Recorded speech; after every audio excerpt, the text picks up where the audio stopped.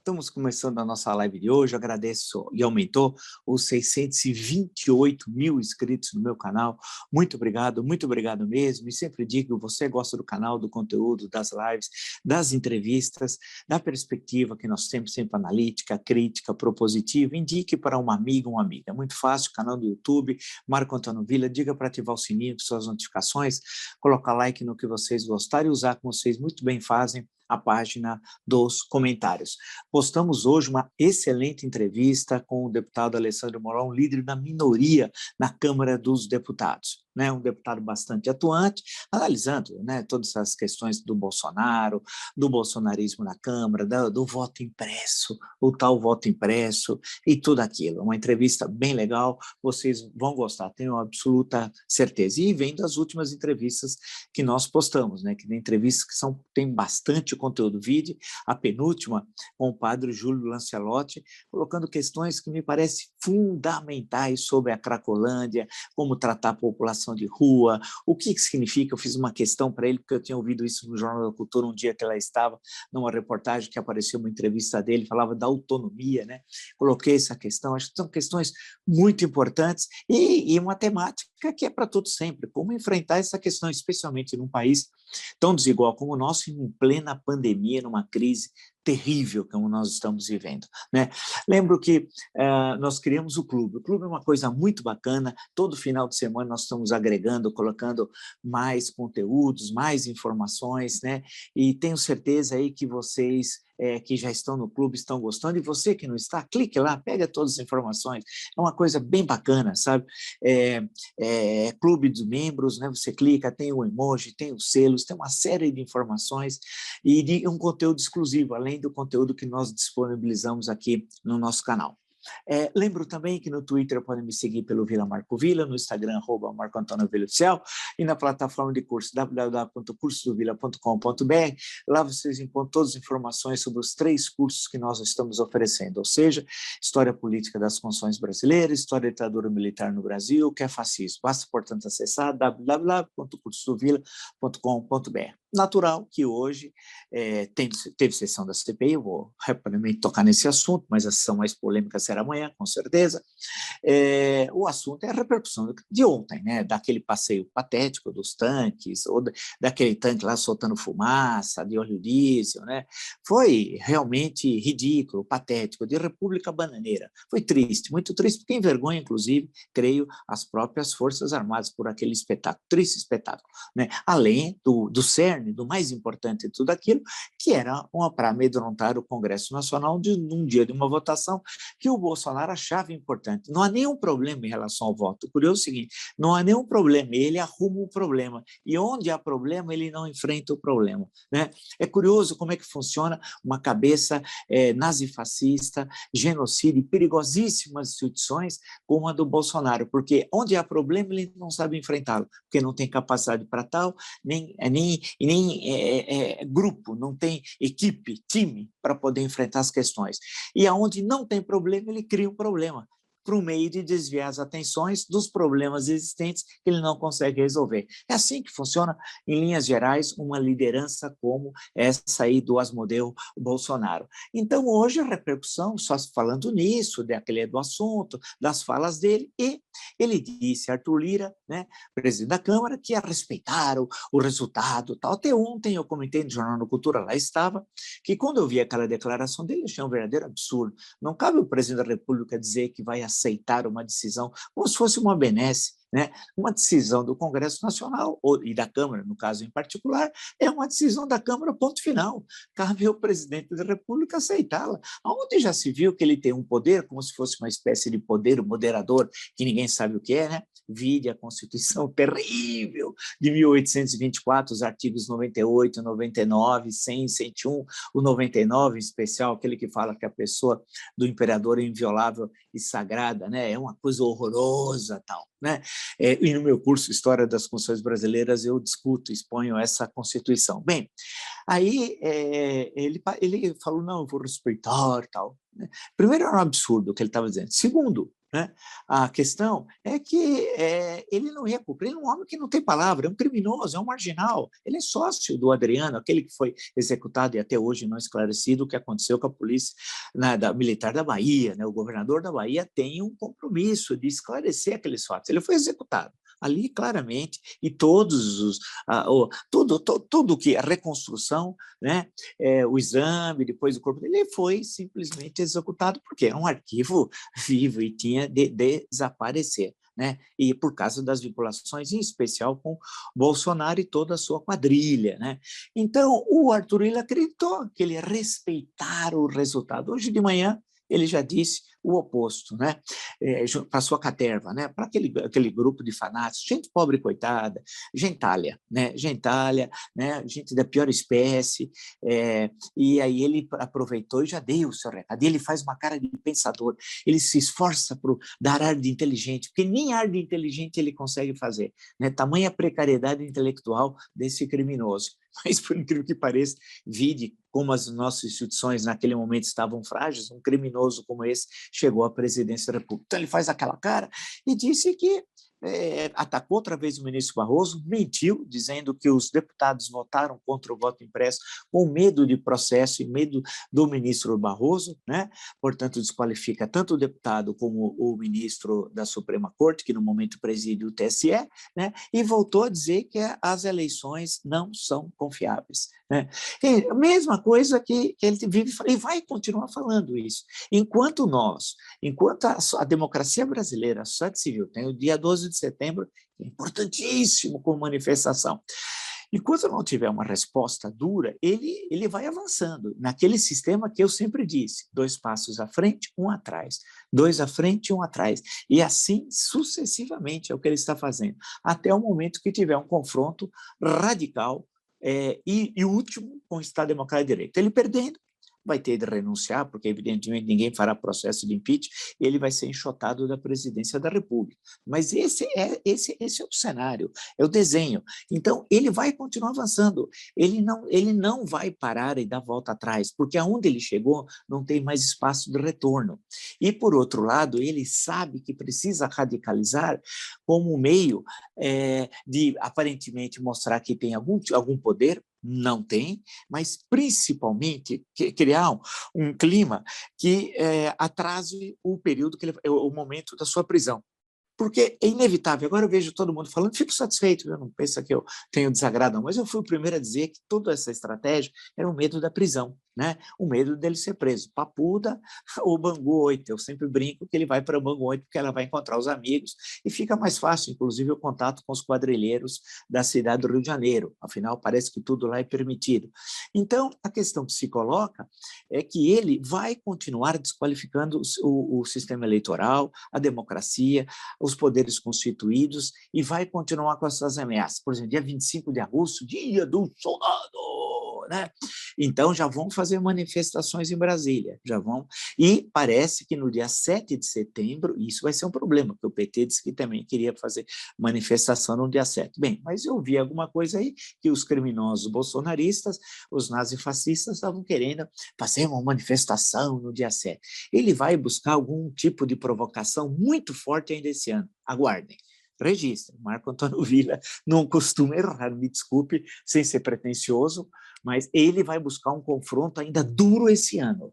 E aí vai ficar claro para a sociedade brasileira, né? Ou a sociedade responde, retirando esse criminoso da presidência da República, ou teremos um ano de 2022 ensanguentado. Não só o processo eleitoral, como eu vivo dizendo, né? Mas todo ano, porque diferente de Trump, que começa a questionar o sistema, o resultado da eleição no processo da apuração, né? E aí dá no 6 de janeiro, né? Ele já está fazendo isso 1 ano e meio antes da eleição.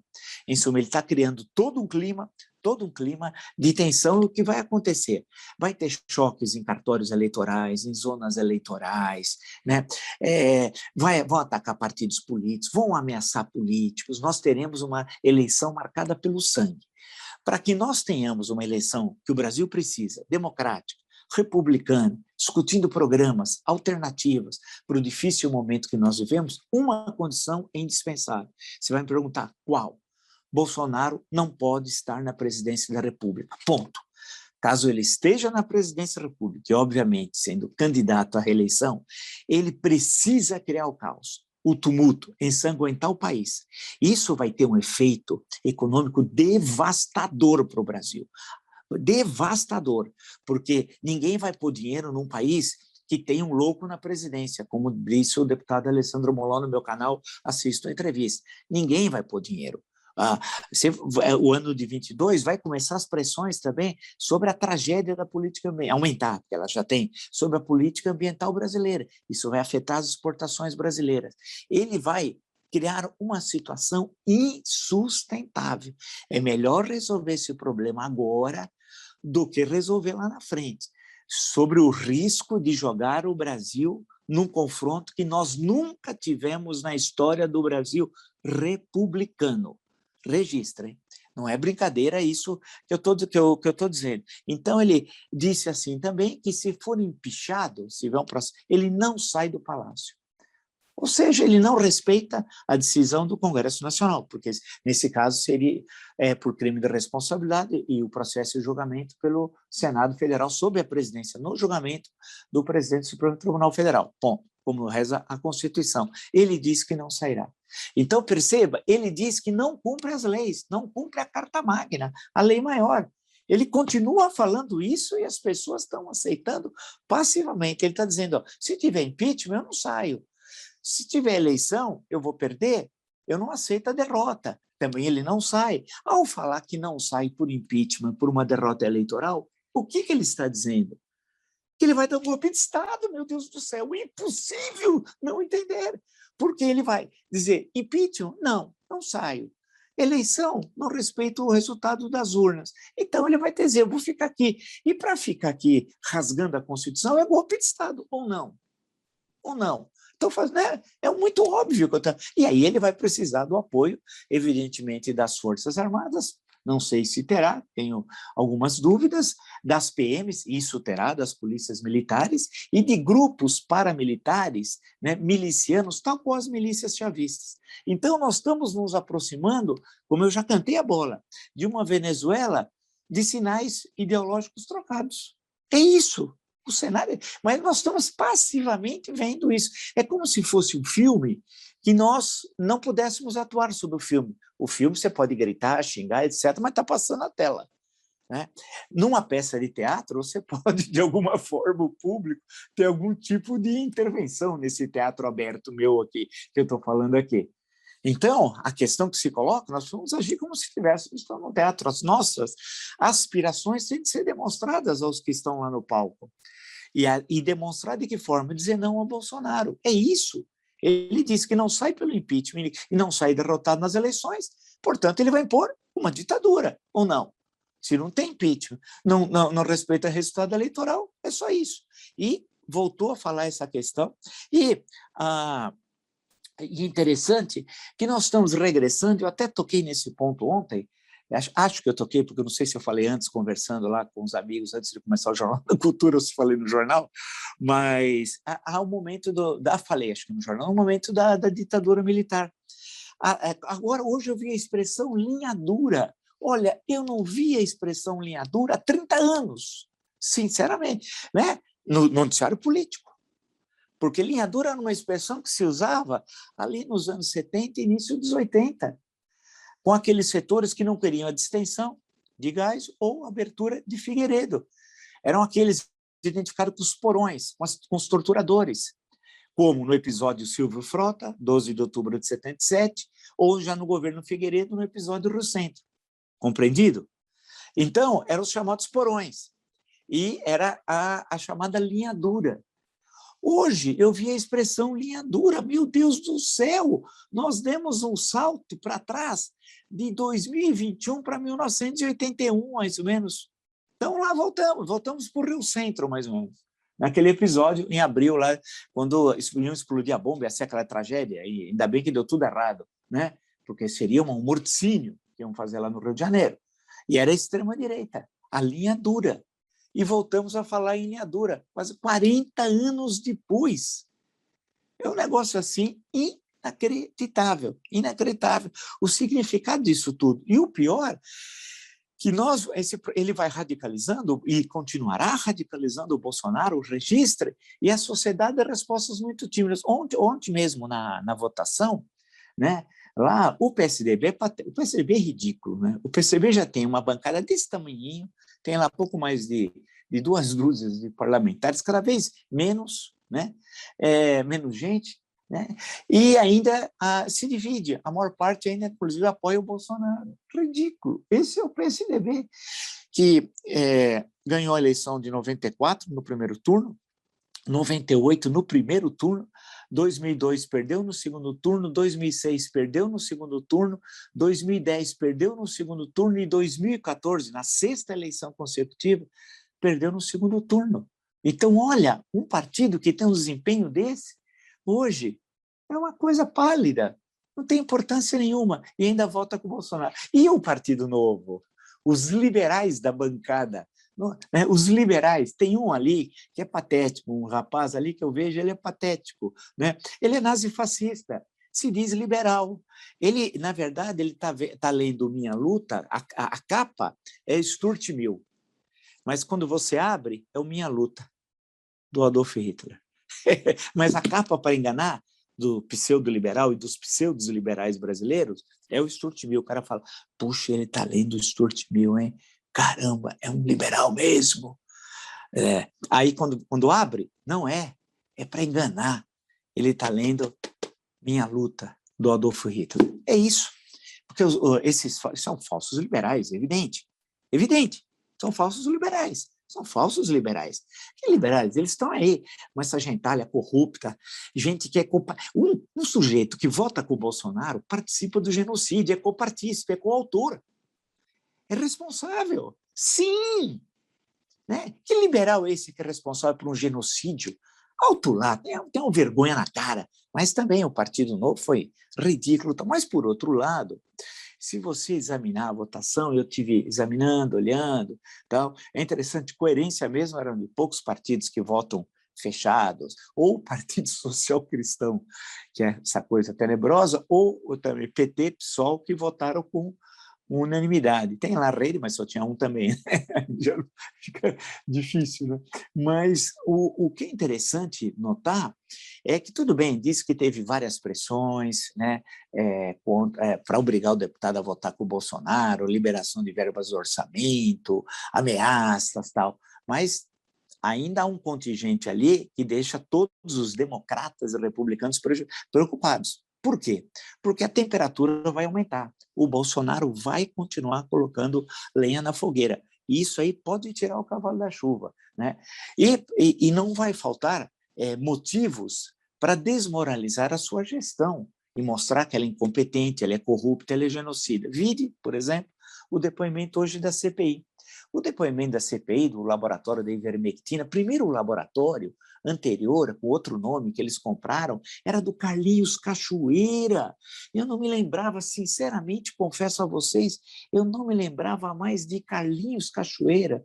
Ele continua na lide, está aí na luta, continua.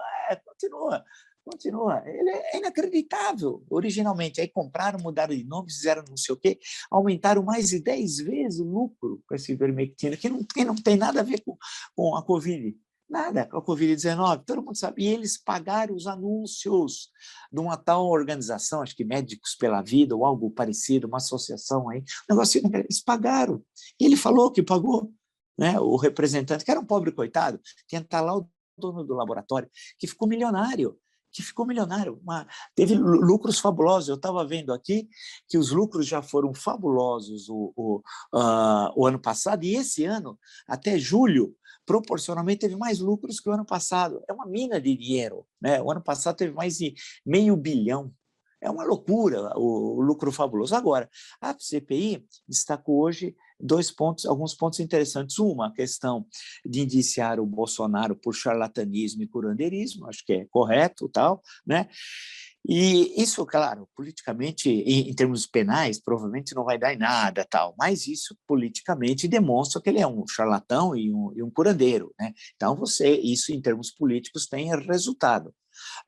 E, por outro lado, anunciaram que o relatório da CPI vai propor indenização por mortes por Covid-19. Isso eu fui o primeiro a falar, acho. Lembre, há meses atrás, falei também no Jornal da Cultura, que deveriam demandar justiça, sim. Todos aqueles que perderam familiares, demandem a justiça e vocês vão receber.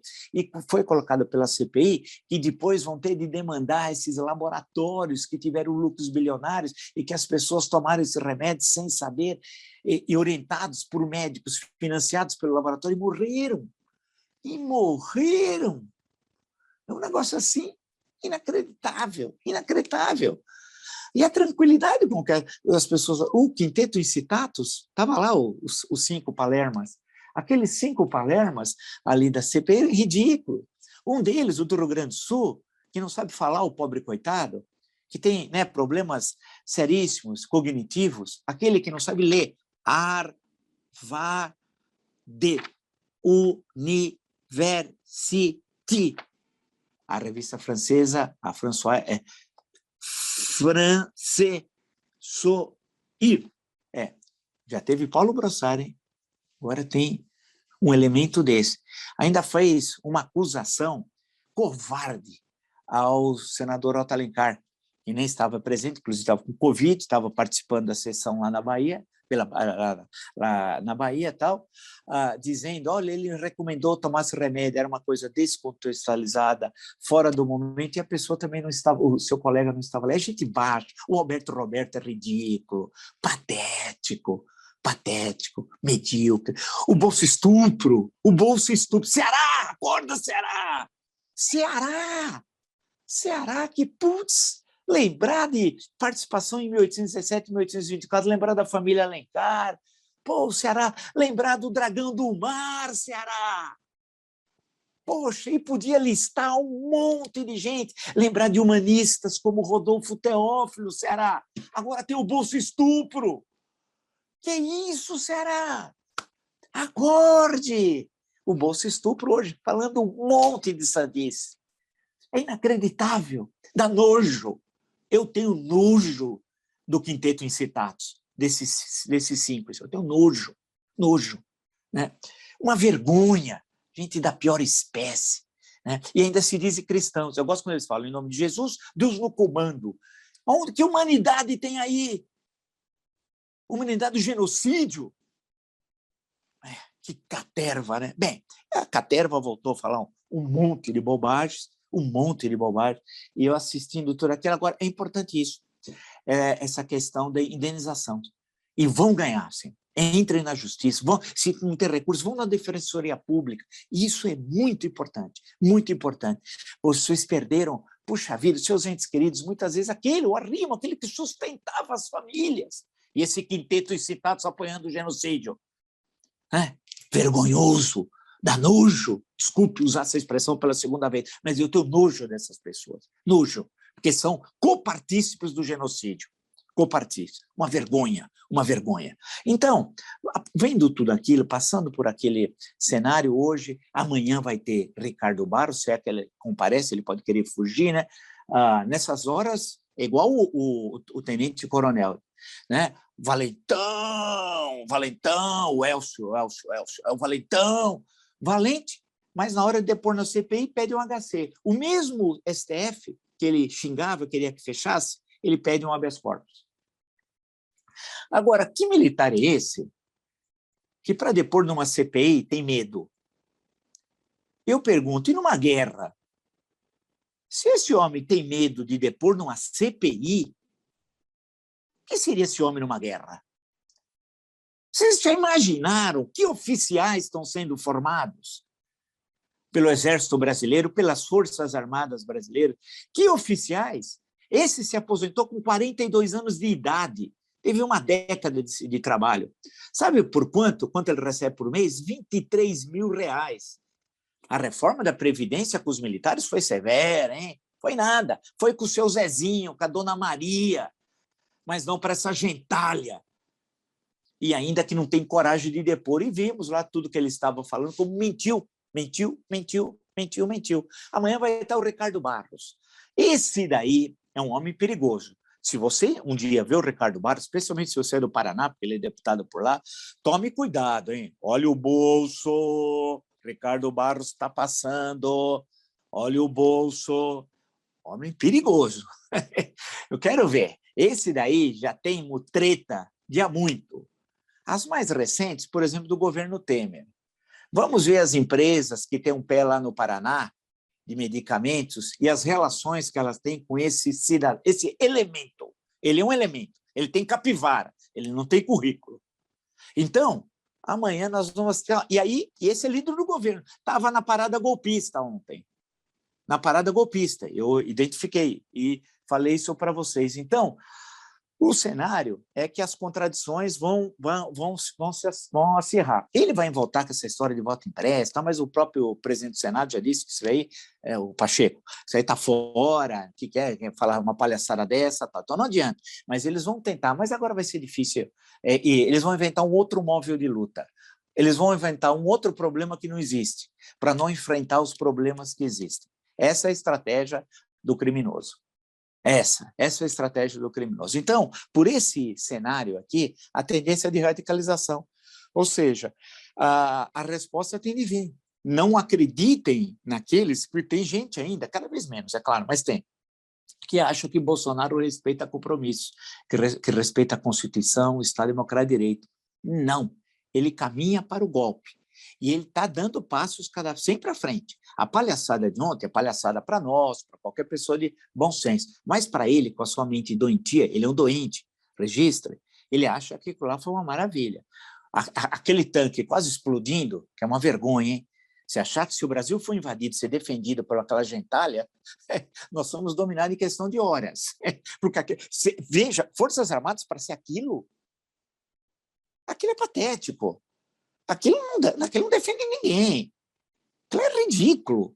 Por isso que precisa refazer o cisto aqui, aí tem as questões propositivas do canal, repensar as Forças Armadas para o século XXI na terceira década, que não é aquela palhaçada, queimando óleo diesel. Aquilo era ridículo, patético. Né, e sujar, estragar o pavimento lá de Brasília, calçada, vinha o sujeito descer todo fantasiado, parecia sambódromo, só faltou o Joãozinho 30, mas esse era um gênio, não podia estar entre criminosos. Né? Uma gentalha, uma vergonha tudo aquilo. Então, ele vai continuar fazendo isso, vai avançando, avançando, avançando. Quero ver quais serão as respostas das instituições. Não dá para continuar acreditando nele, acho que cada vez está mais claro. E ele, duas coisas fundamentais do nosso encontro de hoje. Ele disse que se for empichado, não sai do governo. Ou seja, rasga a Constituição. E que as eleições vão ser uma fraude, portanto, ele não sairá do governo. Se um presidente no passado falasse essas duas coisas, já estaria fora. Esse criminoso, e tem a ver com o momento anômalo, que não tem a ver com a pandemia, hein? Mas com o momento anômalo que nós vemos, sem lideranças, um país que perdeu o rumo, as pessoas sem esperança, desiludidas, as pessoas querendo ir embora do Brasil, né, cansadas daqui, né? Muita gente, eu falo, não, eu penso o contrário, mas as pessoas, eu vejo isso, então isso explica essa paralisia. Né? Pô, nós não temos lideranças. Os nossos entrevistados, né, quantos que identificaram isso? Gente que tem uma vida mais longa que a minha, que assistiram outros momentos históricos, né? Viram, nós não temos lideranças. Então, por isso é que está um criminoso, um assassino, um ladrão na presidência da República, um homem que matou 560 mil pessoas, meu Deus do céu. É inacreditável. Esse homem está lá, tranquilo, e com toda aquela caterva ladra e golpista, porque eles são ladrões, né? E uma fração pequena das Forças Armadas, é verdade, nos absolutos, que é a parte 171, são os golpistas, né? Estão lá, tudo lá para dar golpe, tudo pilantra. Ali, se gritar pega ladrão, não fica um. Aí sim, cabe a música para o Quasimodo do Planalto, lá, o Heleno. Se gritar pega ladrão no Palácio do Planalto, não fica um. Não fica um. Viu, o Heleno? Que é um outro momento. Por isso que eu falo, como é que um homem desse chegou a general? De 4 estrelas. Esse homem, em qualquer lugar sério, cabo, sargento, se tanto. Né? Nós vamos sempre repensar isso. Eu estou escrevendo, conversando com as pessoas, pegando dados e falando várias vezes aqui com conteúdo, não de forma panfletária, apresentando dados e apontando possibilidades de mudança. É isso. É esse o cenário. Amanhã vai ser Ricardo Barros, se é que ele vai aparecer também, e se é que ele vai falar. Só faltava ele entrar no Supremo e começar a responder de acordo com tudo aquilo. Aí vem as perguntas.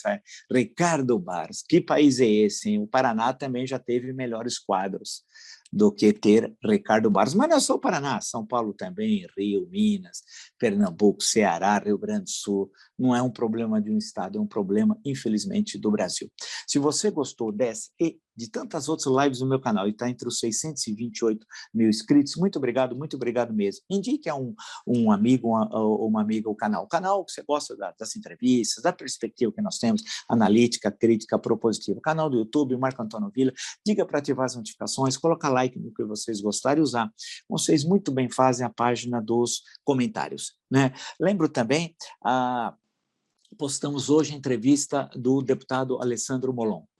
Muito boa entrevista, líder da minoria na Câmara dos Deputados. E a penúltima entrevista foi com o padre Júlio Lancelotti, aqui de São Paulo, que é uma pessoa muito conhecida, né? E olha, assistam, tem conteúdo.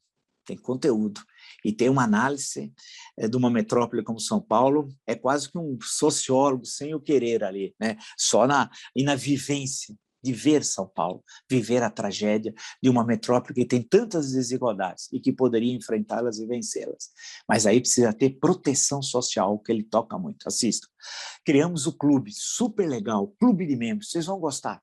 Entrem lá no clube de membros. Nós alimentamos o clube com uma série de outros vídeos, tem selos, emojis, tem um monte de coisa e conteúdo exclusivo que nós vamos postando durante toda a semana. Vocês vão gostar, coisa boa, tá lá no clube, vocês vão gostar, tenho certeza. Clube de membros, clique, é bem bacana. No Twitter podem me seguir pelo Vila Marco Villa, no Instagram @MarcoAntônioVillaOficial e na plataforma de curso www.cursodovilla.com.br. Lá vocês encontram os 3 cursos que oferecemos: História Política das Constituições Brasileiras, História e Ditadura Militar no Brasil, que é fascismo, www.cursosdovilla.com.br. Nos encontramos amanhã, até!